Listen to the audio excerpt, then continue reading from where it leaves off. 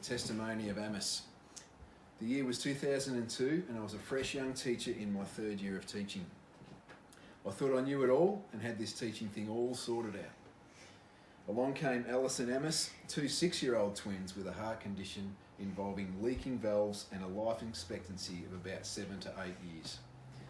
The responsibility was huge for me as they couldn't really play outside in any physical sense or exert themselves at all. Otherwise they would pass out, collapse when any pressure was put upon their hearts. This really freaked me out as a young teacher. My heart was immediately taken by these two girls, and it was also very broken knowing that their life expectancy was so short. I was determined to make their year in my class one that was memorable and very special. Everything was going really well and the girls were having a really fun and successful year. Then came the day that shook me to the core. My class was walking with me to the art room and it was just like any other day. We made our way down the path, down these steps to the art room. I turned around to check on my class to see if they'd all arrived safely. And lying at the bottom of the steps was Amice.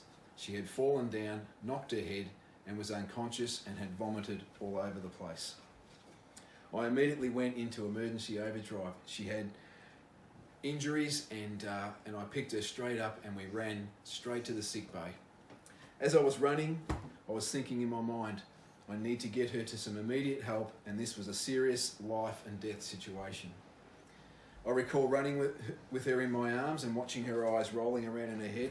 She was rapidly turning blue in my arms. It was at this moment that I recall crying out to God and I just prayed, please Lord God, don't let this little girl die in my arms.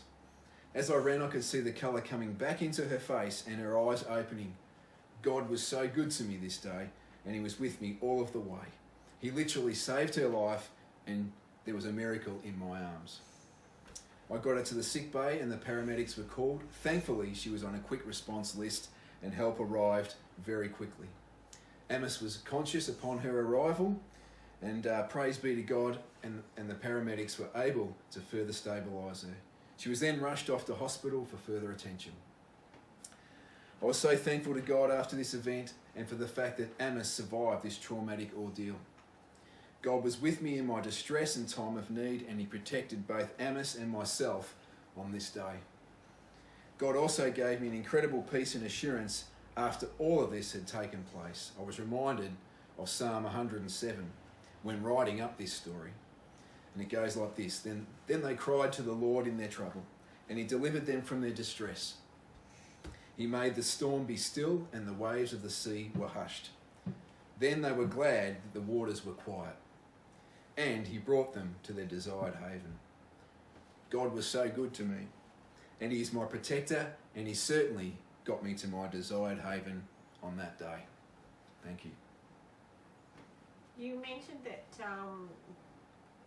that they had a life expectancy. Did she recover from this?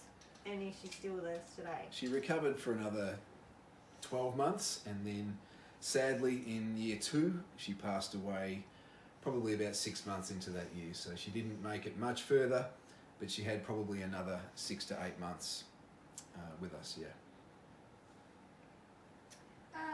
What happened to her sister? Amice, her sister, is still going. She's still alive to this day and she's well and truly into secondary school and going very well. And I would love to see her again.